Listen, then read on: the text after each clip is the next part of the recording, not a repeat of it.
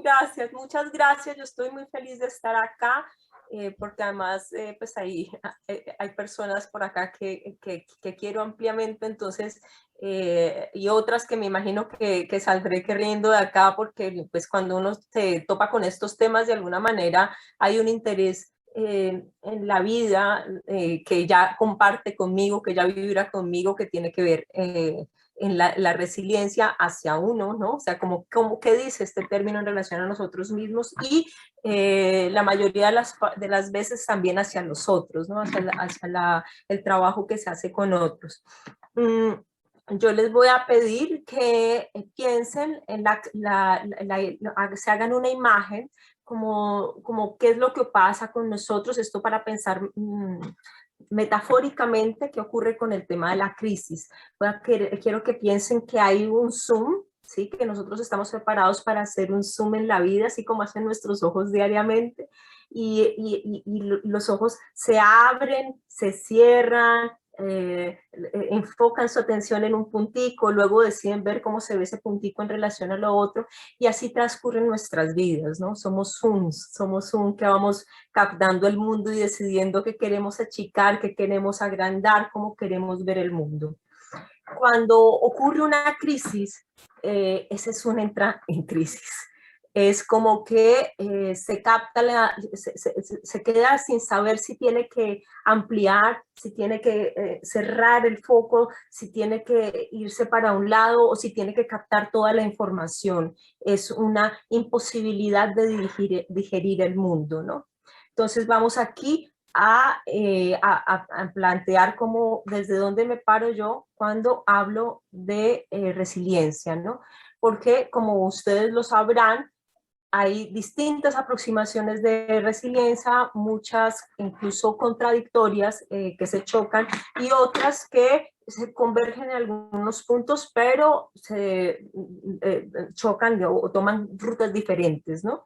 Y yo, digamos que antes de que Cyrulnik fuera mi director de tesis, ya compartía mucho su visión y la sigo compartiendo. Es un autor que me sigue impeliendo, que me sigue llamando para poder pensar sobre las problemáticas, ¿no? Y nos dice don Cyrulnik que la resiliencia, se habla de resiliencia solo si después de una atrofia provocada por una larga separación o una alteración producida por un estrés crónico, el organismo logra retomar otro tipo de desarrollo, un desarrollo en expansión, a pesar de todo, pero que conserva la impronta del herido. Y aquí tenemos las palabras, no son, la negrilla es mía, la negrilla no es de Cyrulnik, está la palabra atrofia, o podríamos modificarla por trauma, ¿no? Y trauma entendido, si lo vamos a psicoanálisis, a la lógica del traumatismo, la diferencia entre el golpe y lo que se significa sobre ese golpe, ¿cierto? Y no como la idea de que yo soy resiliente ante cualquier cosa, ante cualquier dificultad que implica ya más para mí una adaptación en la vida, ¿no? Que es esto, el adaptarse con el Zoom, yo me adapto. No, la resiliencia implica retomar, como dice Cyrulnik, un nuevo desarrollo, no es el mismo, es poder crear, ir más allá de lo que estaba, y por eso es tan, yo no diría difícil de lograr. El otro día una física teórica que trabaja con neurología, Nazaret Castellanos, decía una cosa muy linda, decía: yo no sé por qué todo el mundo se maravilla cuando hay personas que salen del trauma, y nadie se maravilla cuando dice se curó del hueso roto, ¿no? Entonces, me pareció bonita la imagen, porque efectivamente hay una cantidad de personas que viven trauma, hay una gran población que ha vivido traumas y que ha podido hacer procesos de resiliencia, ¿no? Entonces creo que en eso es acertada. Lo que sí ocurre es que tú el hueso como que tienes como la idea de qué es lo que hay que hacer, ¿no? Con la resiliencia no tanto, tienes unas ideas generales que hay que mirar cómo ocurre.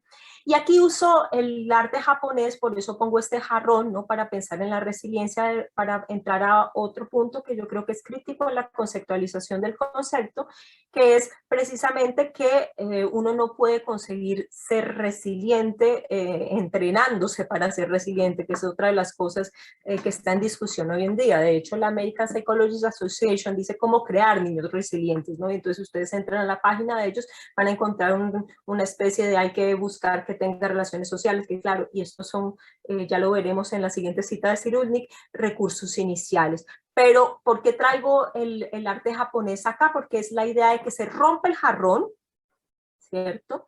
Y tras su ruptura, pero está roto, para mí es importante esto, es el trauma, ¿no? Está roto, tras su ruptura se entreteje, se conectan sus pedazos con oro, ¿no? El trauma, digamos, lo que ocurrió sigue estando ahí, ¿no? Es una impronta del periodo del herido, nos dice Cyrulnik, sigue estando ahí lo que ocurrió, no es un perdón y olvido, ese olvido no existe, habrá que discutir si la del perdón, ¿no? Pero hoy no entra a desarrollar ese tema. Entonces, no sé, yo no puedo decir voy a hacer un mejor jarrón, ¿no? Que es un poco esta idea, bueno, voy a devolverme porque lo pensé distinto al organizarlo, entonces voy a ir a la que les estaba enunciando y este es un jarrón hermosísimo japonés también, y entonces aquí estamos hablando de la idea del recurso, ¿no? Que es distinta a la resiliencia, ¿no? Entonces, el recurso es una fuerza que ayuda a afrontar situaciones extrayendo las fuerzas iniciales.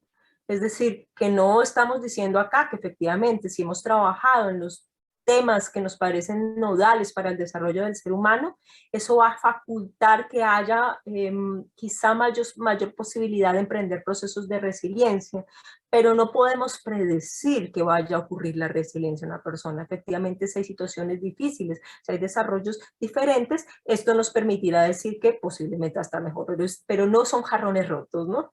No son jarrones rotos, son jarrones hechos con una técnica maravillosa, con mucho trabajo. Y esta confusión yo creo que también uno la puede entender si, y ahora me voy a volver a lo que tenía pensado antes cuando organicé la presentación, la forma en cómo pensamos los problemas, ¿no? Entonces, antes estábamos en una línea muy de causa-efecto, ¿no? ¿Cuál es el problema y cuál es la solución? ¿Qué tenemos que hacer aquí para que ocurra allá? Y desde ahí, Amy Werner y Ruth Smith empiezan a hacer el estudio que será por muchos conocidos acá, en que hace el seguimiento por 40 años de niños de los que ella pensaba iban a estar en condiciones adversas cuando crecieran. Y ella estaba siguiendo, como ocurría en esa época de la formación académica, todo lo que refería al trauma, todo lo que podíamos decir de lo que iba a pasar, ¿no? Hijo de padre alcohólico será padre alcohólico, será persona, hijo de padre maltratante será figura maltratante. Esta era una visión de encontrar el problema para poder explicar causa-efecto. Y ella se va bajo esa lógica a mirar esto, y es hermosísimo porque el estudio longitudinal, que es lo hermoso de los estudios longitudinales, le dice, esta población resultó que no era como el resto de la población, un porcentaje de ella, uno de sus últimos habla del 50% de recuperación en la mitad de la población, y entonces ya ella dice cómo lo llamamos a esto, y ella habla de la palabra resiliencia, empieza a ser una de las publicaciones más conocidas en resiliencia. Y entonces ella se pregunta qué fue lo que pasó. Ahí yo creo que falla su episteme, porque se vuelve otra vez a la causa-efecto. ¿Qué fue lo que pasó antes para que ocurriera después? ¿No? No estoy tan segura porque, ojo, ella está haciendo una investigación osada, muy detallada en ver lo que está ocurriendo, ¿no? Pero sí que encuentra una serie de características que posteriormente muchos estudios han retomado para decir que esto va a facultar la posibilidad de la resiliencia.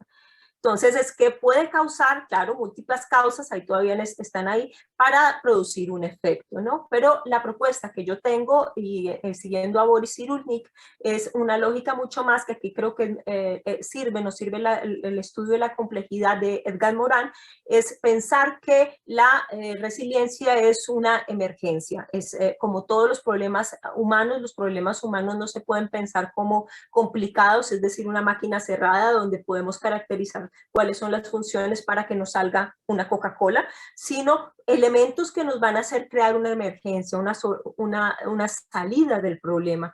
Pensamos que si la persona tiene un adulto significativo, pensamos que si tiene un ambiente estable, pensamos que si hay humor, esto podrá quizá facultar la posibilidad de que se emprenda un proceso de resiliencia, pero yo no puedo decir que si hay humor, que si hay altruismo, que si hay, luego entonces voy a posibilitar un proceso de resiliencia, ¿no? Entonces, que es lo hermosísimo lo que está ocurriendo hoy con el concepto de resiliencia desde el trabajo de Cyrulnik que yo sigo, es es pensar que la forma de pensar en resiliencia implica una manera, un cambio de pensamiento, un cambio de cómo entendemos el problema, porque no nos basta, tenemos que mirar cómo trabajamos todos estos ingredientes para ver cómo sale. Y bueno, cuando yo hablo de ingredientes, no cocino, me gustaría tener esa pasión, pero lo vemos, ¿no? El versado en el tema de la cocina no simplemente pesa para que le salga igual, ¿no? Está probando, está creando, sabe que esto con esto sabe un poco así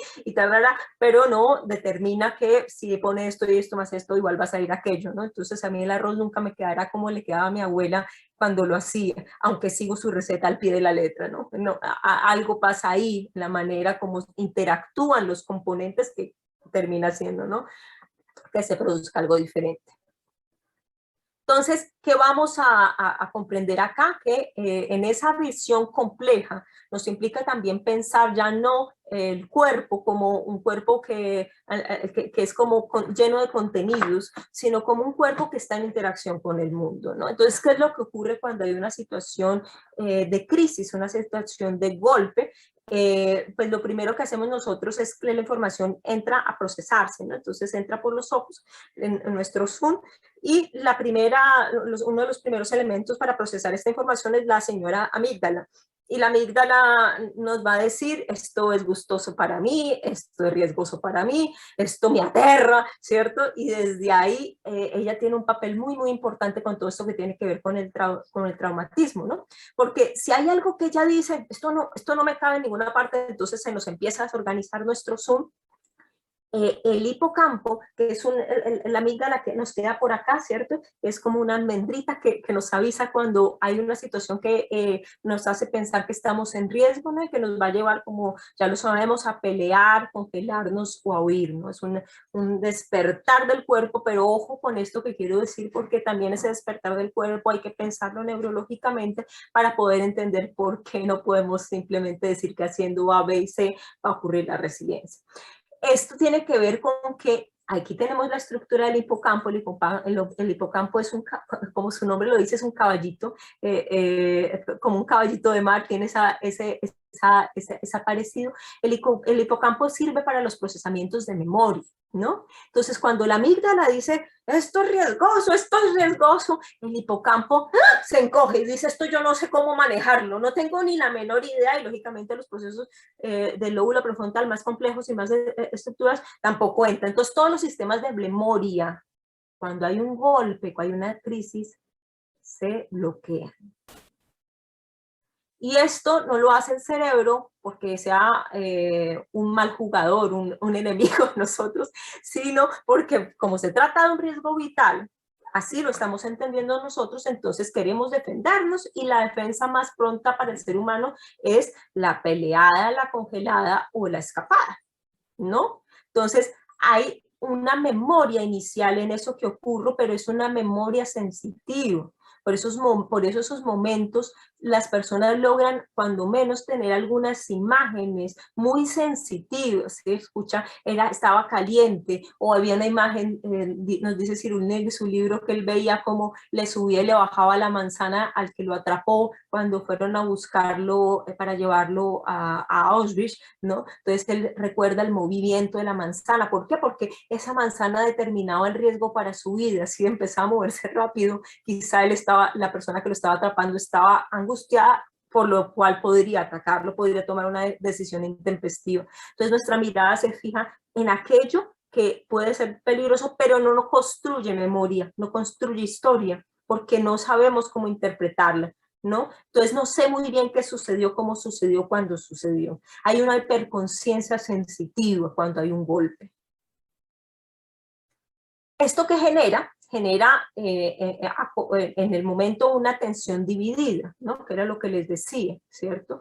La atención plena es una atención que puede dar cuenta de todo lo que está ocurriendo, ¿cierto? Mientras que la atención dividida es muy como, si quieren entender la atención dividida, cojan su celular. Y entonces rápidamente entenderán de qué estamos hablando cuando hablamos de atención dividida, ¿no? Y entonces uno mira acá y luego se va a mirar qué fue lo que pasó en Facebook y luego dice, ¡ah! Pero yo iba a buscar un número, ¿no? Entonces es esta dispersión que altera tanto el cerebro, es un poco lo que está ocurriendo a gran escala cuando hay una situación que no logra interpretar, ¿no? En la atención plena, la capacidad de memoria aumenta, es una memoria asociativa, pero para eso necesitamos que nuestra amígdala, al operar, esté operando de una manera más tranquila, que nos permita decir, puedes ir bien, esto está gustoso, esto no me genera ningún lío. Entonces el hipocampo empieza a hacer su trabajo, empieza a recordar, ¿cierto? Y lógicamente hay una mayor regulación emocional, y aquí vamos de nuevo a que no es la causa-efecto, ¿no? Pues las emociones e incluso el cuerpo nos va a dictar cómo está ocurriendo lo que está ocurriendo. La atención dividida altera, bueno, altera no, cuando tenemos atención dividida, cuando ha habido un trauma muy fuerte, lo que ocurre es que se afecta la ínsula queda más o menos por aquí, hacia adentro del oído, vamos a encontrarlo, y esa está muy asociada, ya sabemos la plasticidad del cerebro, estoy haciendo un corte para intentar pensar teóricamente esto, y aproximarlos a la neurología para que veamos que esto de la resiliencia tiene que pensarse en contexto, que no es un análisis solo romántico, que es lo que creo que a veces degenera un poco el término, porque claro, todos queremos ser resilientes, pero tenemos que ser cuidadosos con la palabra resiliencia, porque a veces simplemente vemos una población vulnerable y les ponemos la pared al frente que diga resiliencia, ¿no? Y con eso, ¿hasta qué punto estamos invisibilizando inequidades sociales que generan que sea más difícil emprender procesos de resiliencia, ¿no? Que el 50% de la población que estudió Emmy Werner y Ruth Smith haya resultado bien, no quiere decir que entonces tendremos que buscar que las personas estén en situaciones adversas en su vida, porque ya sabemos que el 50% van a estar bien. Entonces, ¿qué es lo que yo quiero traer de la ínsula? La ínsula tiene que ver muy con quién soy yo. Y miren lo lindo de acá. Ella regula la postura y el equilibrio corporal. ¿Qué es lo que ocurre cuando se afecta la ínsula? Hay mayor rumiación. Entonces acordarán que esa rumiación es como la mamá cuando no sabe qué hacer con uno, ¿sí? Entonces ella ve que uno va perdiendo el año y en vez de decirle, ven, sentémonos y miremos qué es lo que está mal, dice, pero ¿qué es lo que pasa? Pero tienes que concentrarte, pon atención. Pues así es nuestra rumiación. Pero ¿por qué no hice esto? Yo tenía que hacer eso. ¿Por cómo fue que no me di cuenta? Y esa rumiación que a su vez sigue alterando esa amígdala, sigue diciendo, hay un riesgo, no puedes bajar la atención porque hay algo que está mal. ¿Por qué digo lo de la postura y el equilibrio corporal? Porque no sé qué tanto me ven, pero lo que ocurre es que nuestro cerebro es tan inteligente que él está interpretando la manera en que nosotros estamos, nuestra postura corporal. Entonces, ojo, él no mira, no, él interpreta la información. Cuando yo estoy preocupada, no sé, bueno, no veo, solo veo las cámaras de Mónica y María Angélica prendidas, pero voy a hacerlo yo. Lo que ocurre es que mi cuerpo se hinca hacia adelante. Entonces me voy así. Es un poco, estoy en la preocupación, estoy pensando, ¿no? Esta postura la interpreta la ínsula como, Jenny está preocupada, no estamos bien, algo está pasando. ¿Sí?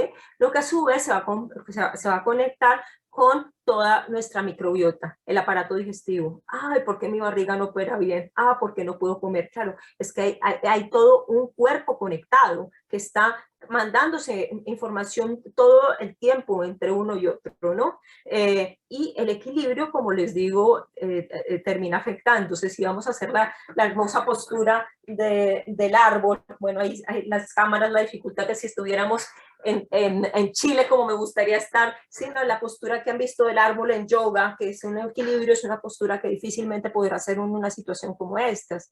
¿Por qué? Porque es que la idea de yo, de presencia, también tiene que ver con cómo me equilibro en el mundo, cómo estoy en el mundo. Y pues hay alteraciones de la memoria cuando hay una atención dividida. Y por supuesto la regulación emocional, porque si yo no tengo la idea de quién soy yo, pues mucho peor, y cómo me regulo yo si mi amígdala está a 1000, voy a estar mucho más en respuesta hacia el mundo o hacia congelarme, ¿no? Ok, ¿Vamos bien? Me gustaría saber cómo lo están escuchando. Muy bien, muchas gracias. Está súper. Gracias. Ok, gracias. Bueno, entonces aquí tenemos nuestros pilares, ¿no? Esto es estos son como los condimentos, los condimentos de nuestra receta. Yo le digo el cóctel de la vida, ¿no? Entonces, hay unos elementos que tenemos que tener como en mente y que sí podemos pensar, pero que no nos van a decir luego, si usted tiene todo esto, hace check, check, check, check, check, check, luego entonces ya estamos bien, ya vamos a ser resilientes, ¿no? O vamos a prevenir el que un trauma tome mayor asidero y se vuelva un traumatismo, se quede ahí anquilosado en nuestra vida. Pero sí que tenemos que clarificar que estos elementos que vemos aquí crean estructura cerebral, ¿no? En la medida en que yo tengo todos estos pilares, entonces lo miraremos con hacer ejercicio. Hay una neuróloga que trabaja en Nueva York que es hermosísima, que se llama Wendy Suzuki, que nos muestra cómo el ejercicio, la historia de ella es lindísima, pero es que claro, tenemos un tiempo reducido, pero voy a tomarme dentro de ese tiempo la historia de Wendy. Wendy Suzuki estaba investigando nada menos que el hipotálamo, la memoria. Y entonces ella en su laboratorio estaba ahí concentrada en lo que había que hacer, como no sé qué, y entonces de repente se sintió como muy cansada, se va de vacaciones a, al Perú, ¿no? A subir la montaña. Y se encuentra con que ella era la más lenta del grupo, no tenía capacidad física para subir, decía, no lo logro, ¿no? Entonces ella vuelve a Nueva York y dice, jamás, esta humillación porque se fue y se fue sola, porque claro, ella trabajaba todo el tiempo en su laboratorio, tenía muy buenas relaciones con las personas que le rodeaban, pero no tenía relaciones con las que compartía fuera del contexto laboral. Entonces, claro, cuando ella dice voy a irme de vacaciones, no encuentra por qué. Se va sola y al irse sola se da cuenta, constata que era la peor del grupo físicamente. Al volver, dice, me inscribo a un gimnasio y se inscribe a un gimnasio y empieza a trabajar ejercicio, empieza a hacer ejercicio, ¿no? Y empieza a darse cuenta Wendy Suzuki que su memoria, el tema que estaba trabajando, empieza a modificarse. Y dice una cosa hermosísima, dice, estaba yo haciendo estas aplicaciones para ganarse concursos como hacemos todo el tiempo los científicos, que tenemos que llenar mil casillas que son una jartera, y de pronto pienso, me está quedando bien diligenciado el formulario. Decía, esto nunca lo había vivido, esa sensación de poder confiar en sí mismo, ¿no? De poder sentir que está pasando y decía, y claro, entonces ahí me doy cuenta de la importancia que tendrá el ejercicio, ¿no? Entonces, lo sabemos todos, pero me parece que la historia de Wendy es ilustrativa porque entonces va a encontrar las endorfinas, la serotonina, la dopamina, la noradrenalina, y entonces va a decir todo este cóctel efectivamente, y es lo que va a encontrar ella en su laboratorio, no solo nos crea bienestar para ahorita, porque son como un coctelito que nos pone como a tono, sino que cambia la estructura del hipotálamo. Oigan esto, cambia la forma en que funciona el hipotálamo. Entonces, ahí tenemos uno de los elementos. Entonces, ahí está el tema del ejercicio, pero también tendremos con el ejercicio el tema de la postura. Entonces, hoy nos empezamos a dar cuenta, nuestro cerebro está preparado para captar mucho más lo corporal que las ideas. Entonces, si yo estoy con la cara así, me dice María Angélica, ¿cómo estás? Le digo, muy bien.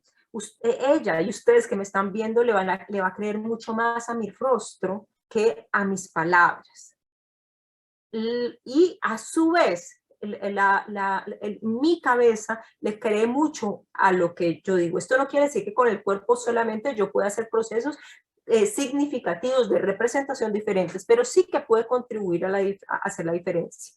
Porque cuando mi cerebro constata que Jenny está así, él está interpretando, esto no va bien, ¿no? Hay algo que está mal, ¿no? Y yo puedo solo con constatar cómo está mi postura, y me gustaría que todos lo hicieran y vieran cómo está mi cuerpo. Ahora que es un ejercicio que no hacemos, es muy sencillo y puede volverse un elemento fundamental para trabajar la resiliencia para las personas, sobre todo que no han desarrollado la confianza para ir hacia allá. Ok, constata, cuando hay mucho caos, lo que hay que hacer es achiquitar el zoom. Entonces, en ese chiquetear el zoom, reducirlo, miro cómo está mi cuerpo, cómo está mi espalda, qué pasa si pienso en mis pies en este momento. Ese ejercicio que estoy haciendo sirve para aterrizarme ahorita, porque entonces mi respiración empieza a, no sé si lo notaron, a ir mucho más lenta, ya solo con la imagen de volver a mi cuarto. Pero además estoy generando un conocimiento para poder identificar posteriormente de una manera más asertiva y lo dice una monje budista hermosísima, dice darse cuenta de cuando algo va a ocurrir en anaranjado y no en rojo para poder actuar diferente, ¿no? Entonces, claro, Mónica se puso brava conmigo y hizo así, entonces yo logro, porque he desarrollado el hábito de preguntarme cómo está mi cuerpo, luego eso me permite mirar el cuerpo de Mónica también de una manera más asertiva, en la medida en que comprendo el mío voy a comprender más fácil el de ella, entonces digo, uy, Mónica está brava conmigo, entonces ahí yo puedo decir, y yo me estoy poniendo brava con ella. ¿Y cómo me voy a dar cuenta que me estoy poniendo brava con ella? Mirando mi cuerpo. Hay veces, como dice Damasio, el cuerpo sabe antes de que la mente lo tenga claro. Y ahí hace el experimento de Iowa, que es hermosísimo, en que coge un juego de cartas, ¿no? Y entonces empiezan a mirar cómo, Jenny es un despelote, entonces no se acordar exactamente, pero les doy la idea. Hay como 3 juegos de barajas, ¿no? Y las personas ya a la 10ª jugada de coger las empiezan los folículos a abrirse, se tensiona el cuerpo, el ritmo cardíaco aumenta cuando se va a aproximar al juego de cartas que le hace perder plata. Solo hasta la jugada 100 logra hacer cognición de lo que está ocurriendo. Entonces, aquí la importancia del ejercicio no solamente tiene que ver con producir las sustancias, sino con empezar a trabajar como qué ocurre con mi postura y poderme volver mucho más sabio, diría yo, en el cuerpo. Y si lo ven es muy sencillo, es de cuando en cuando parar y decir, ok, ¿cómo está mi cuerpo? ¿Cómo están mis nalgas en este momento? ¿Están apoyadas? Tengo los isquiones, que son los 2 huesitos debajo de la cola, puestos, afirmados bien. O mi cara. Hoy en día es muy agradable hacer sesiones terapéuticas por eso es de las cosas que me gusta, porque de repente te ves haciéndole así al consultante y dices, esta cara no le va a ayudar. Entonces, porque también tenemos las neuronas espejo, ¿no? Entonces dices, wow, ¿cuántas veces en mi consultorio haría yo esta cara y mi consultante ya yo le estoy afectando por no mirar qué está pasando con mi cuerpo con lo que él me está contando, ¿no? Todo esto tiene que ver con una información porque, claro, nosotros vivimos nosotros somos VIP. ¿Qué quiere decir que somos VIP? Que vivimos el mundo en primera plana. Nosotros no somos segundo escenario. Por eso tiene que ver la danza. Cuando yo estoy hablando, ustedes deben estar haciendo mientras yo hablo así, o si no están de acuerdo con lo que yo estoy haciendo, tienen que hacer un pequeño movimiento en negación. O si tienen duda de lo que yo digo, y echarán un poquito para atrás la cabeza o para adelante con curiosidad. Para atrás me indicará, no estoy tan convencida, para adelante, ¿qué me irá a decir? ¿Cómo me lo va a explicar mejor? Entonces, todas estas posturas tienen que ver con que yo estoy viviendo en VIP el mundo, ¿sí? Siempre estoy viendo cuando Jenny está hablando, no es Jenny allá hablando, sino que yo hablo en Jenny, ¿no? Es esto lo que está ocurriendo. Entonces, cuando estamos trabajando con personas traumatizadas, nuestro primer recurso terapéutico somos nosotros. Y no para hacernos perfectos, no para no tener problemas y terminar haciendo transferencias, que yo ahí tenemos que ver a Julián, que viene la próxima semana, los que estén aquí conectados, porque su trabajo es maravilloso y él sí que sabe psicoanálisis, por eso me estoy metiendo al rancho para que él pueda decir, Jenny está loca la próxima semana, que no se trata de que tú puedas reproducir con transferencia, no tengo ni idea, estoy metiendo en el campo minado, pero sí como poder preguntarse, ¿cómo estoy yo? ¿Cómo esta historia, cómo estoy recibiendo la historia? Porque yo estoy recibiendo la en VIP. Entonces, lo que me cuentan las personas lo estoy recibiendo de una manera, pero como soy terapeuta o como soy interventor, la persona que me escucha tiene maximizada mi imagen. Entonces, es muy importante la forma en que yo lo estoy recibiendo. Ojo, no cómo actúo recibirlo, que es lo que normalmente hacen muchos terapeutas. Entonces, la mirada fría, ¿no? Yo soy sistémica, quizá por eso entonces hago todas estas caras, no mucho más construccionista, yo bailo en el consultorio con mi cuerpo, ¿no? No es busco ser plana para que la persona no vea una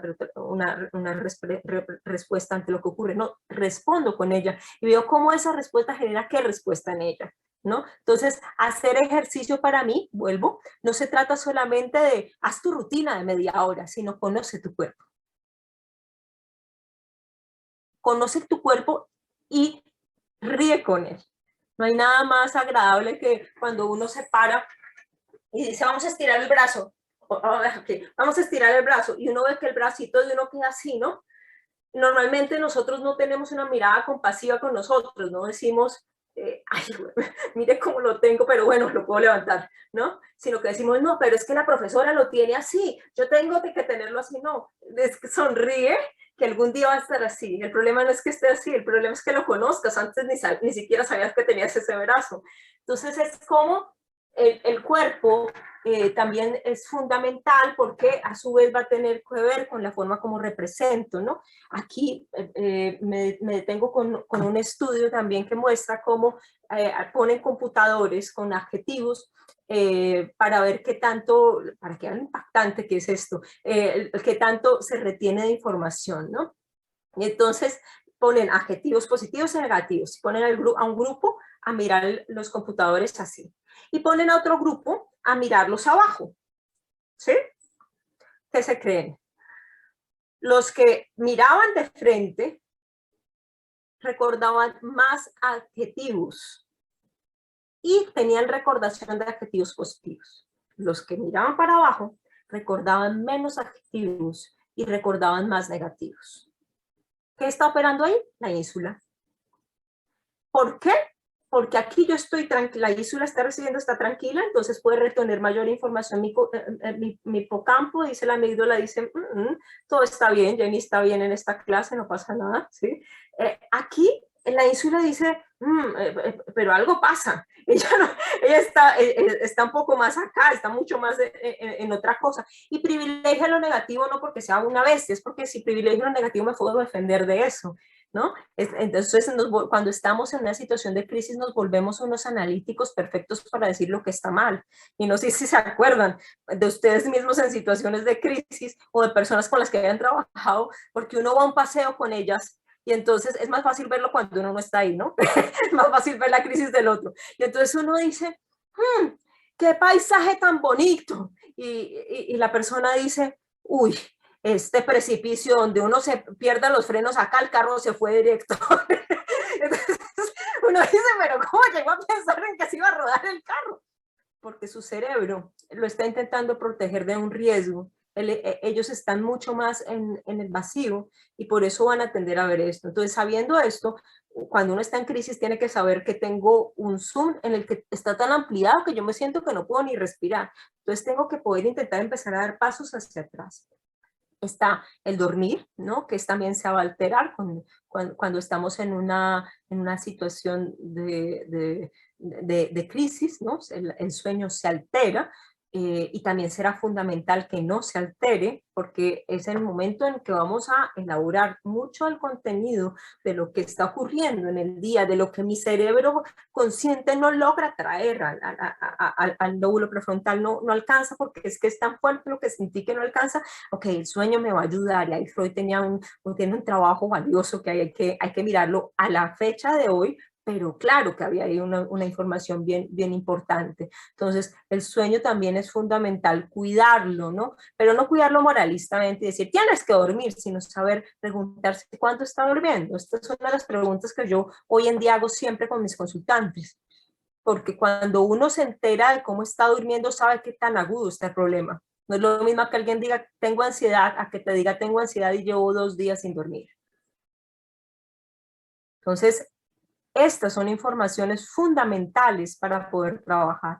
La socialización, todo esto además, pues voy a hacer la explicación con todo esto, pero no es nuestro tema, por eso lo traigo, porque yo simplemente traigo como los ingredientes, me detuve un poquito más en que tiene que ver con el cuerpo, pero pues todo esto podemos hablarlo neurológicamente, lo que está ocurriendo en la socialización, entonces miraremos el ojito que brilla, que para mí compartir con María Angélica siempre es un placer porque es que siento que estamos vibrando siempre en la misma onda. Yo creo que ella cree lo mismo y ambas estamos pensando algo totalmente distinto, pero las dos somos felices, eso sí está clarísimo. Nos brillan los ojos y digo, sí, yo pienso como ella, y ella dice, yo pienso como yo, y luego yo creo que ambos pensamos algo diferentísimo, pero lo más importante es que somos felices, que nuestros encuentros para nosotras, o al menos por mí, no, creo que también para María Angélica, me lo ha dicho, no sé si me está engañando, pero creo que es cierto porque también le brillan los ojos como a mí, entonces se siente, y la entonación de la voz que nos dice, los placeres que hay veces tienen que ver con evitar pensar.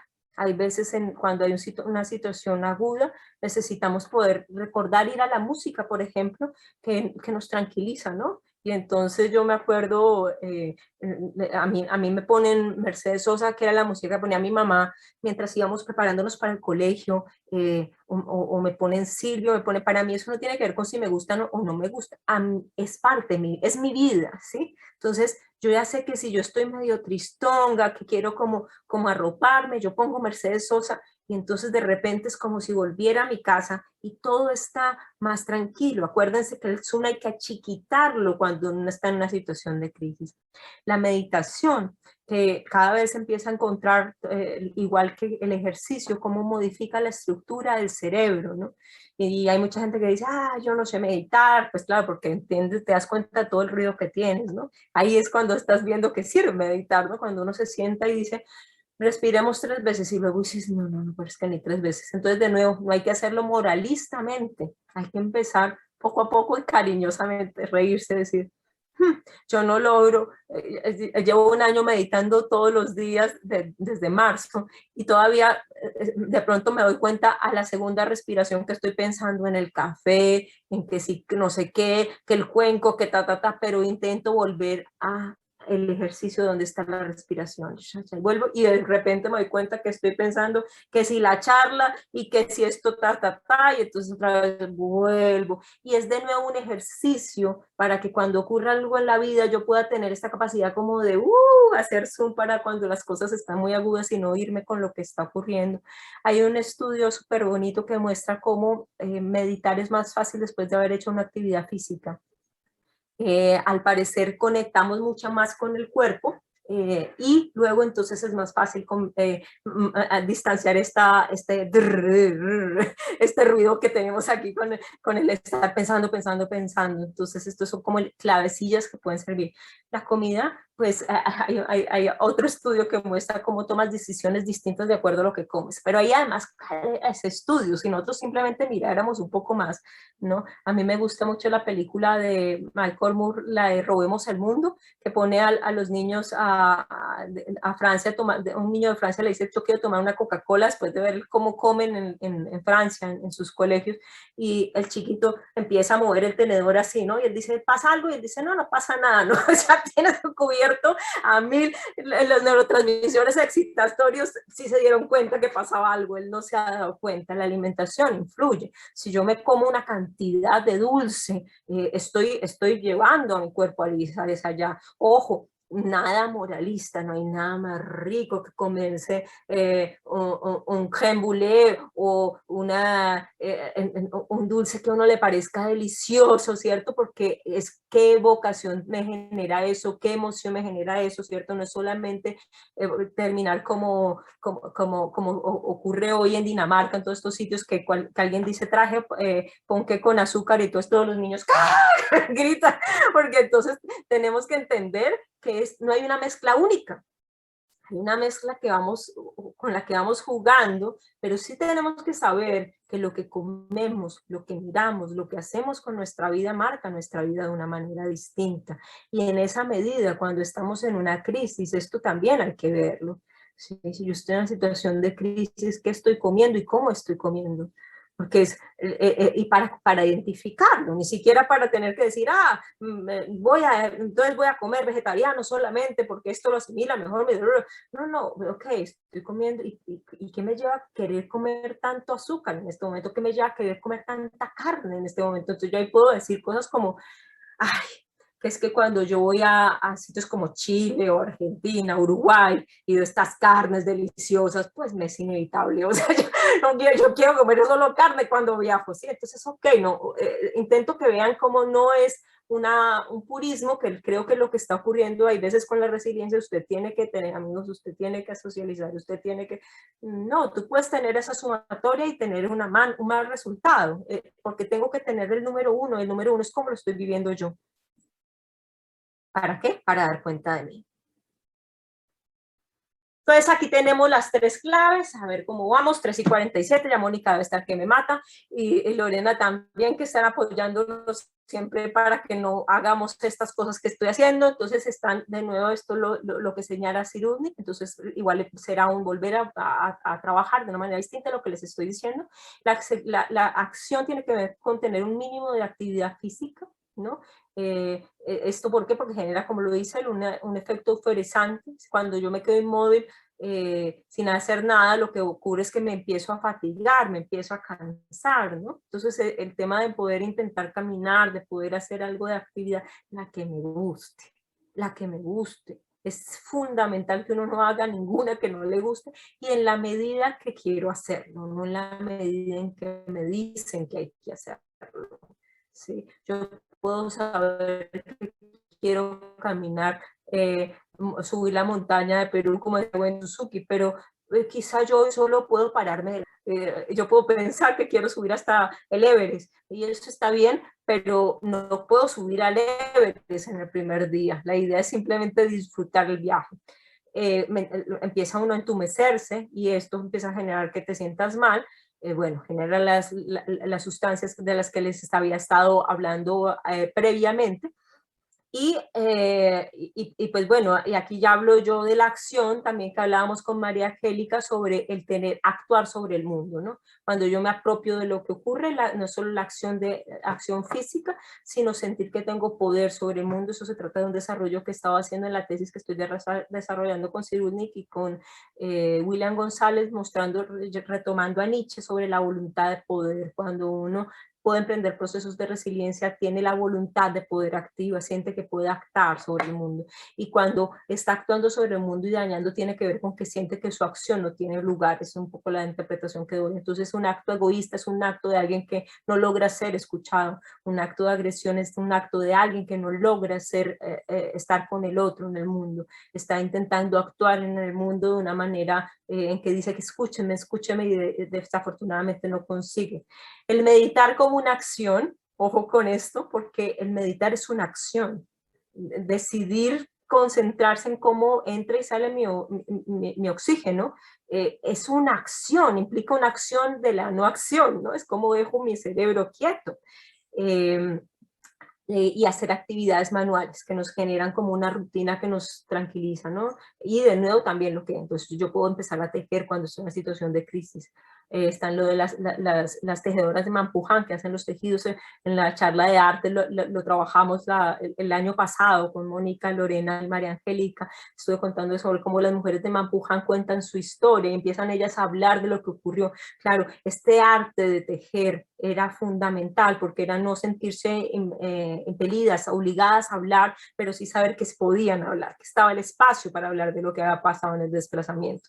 Y ahí poco a poco vas construyendo. Entonces está la jardinería, trabajar en el carro también puede ayudar. A este hombre se va todo el día a trabajar en ese carro, que es lo que tanto le gusta.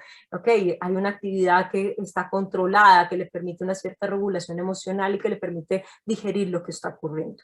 Los afectos, que es lo que hemos hablado, como me siento feliz cada que entra una llamada de María Angélica, cada que la llamo.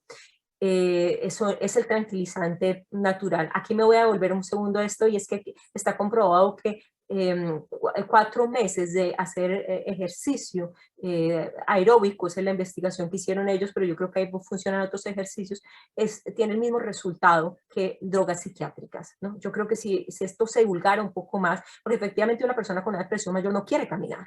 Entonces se necesita alguien que esté ahí intentando llevarlo, empezar a hacer ejercicio, empezarlo a que camines aunque sea hasta la puerta del cuarto, ¿no? ¿Cómo empiezas ¿no? Para ver si podemos evitar la toma de droga psiquiátrica, siempre y cuando uno no esté poniendo en riesgo a la persona, ¿no? Pero sí es que son medidas que podemos poner en práctica o antes de que se llegue a esos estados, ¿no? Si estoy tan mal, ok, puedo caminar, ok, puedo intentar, esto es, al menos me voy a poner droga en el cerebro para intentar hacer esto un poco diferente, ¿no?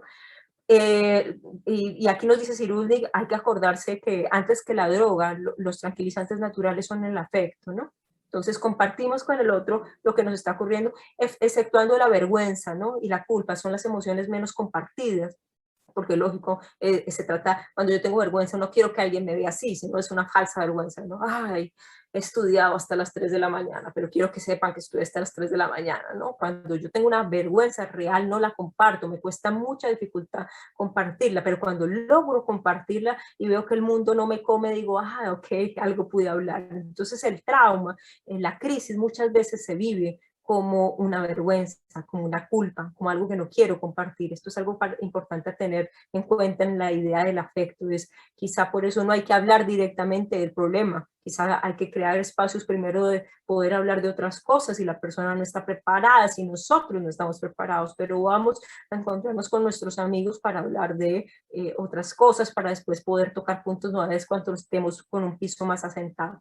Y bueno, ahí va la reflexión, que está atada a los afectos, que está atada a ver teatro, leer, dibujar, contar, es comprender, es ya que está involucrado, ya tenemos nuestra amígdala mucho más tranquila porque ya hay confianza, entonces ya tenemos la posibilidad de preguntarnos, porque para poder preguntarnos, que es fundamental en la resiliencia, es el hacer sentido del que nos habla Cyrulnik, primero tenemos que tener el apoyo, y ese apoyo tiene que ver con bajar nuestra amígdala a un punto en que pueda atreverse a preguntarse sin que sienta que todo el mundo se vuelve a caer, ¿no? Entonces ahí es cuando en toda esta parte de la reflexión es cuando empezamos a digerir, ah, ¿tembló? Sí, tembló. Hablamos con María Angélica de todo lo que pasó en Colombia, está pasando aún en Colombia. Digamos que lo de las marchas fue muy fuerte, hablamos por Julián, también es colombiano y él lo vivió en primera plana, en Cali, era sumamente doloroso, entonces queríamos contar, si viste el video que salió ayer, quién estaba en ese momento marchando, no pasó esto, y qué pasó, cómo es que este músico terminó, lo maltrataron, por qué lo maltrataron, claro, no se trata solo de la información, lo que está transcurriendo ahí es un sentir, es un poder sentir que al otro le hace sentido lo que yo estoy diciendo, entonces es importantísima la reflexión en el momento de estar trabajando la resiliencia. Y pues finalmente, para cerrar, se trata de lo que dice el Ubuntu, es, ¿no? Soy porque somos. Entonces, tengo que cuidar de mí para cuidar del otro y tengo que cuidar del otro para cuidar de mí, porque en la medida en que el otro está bien consigo mismo, yo voy a estar mejor conmigo mismo. No sé si hay alguna duda, comentarios, críticas. Estoy abierta a escucharlas y ávida de saber qué piensan.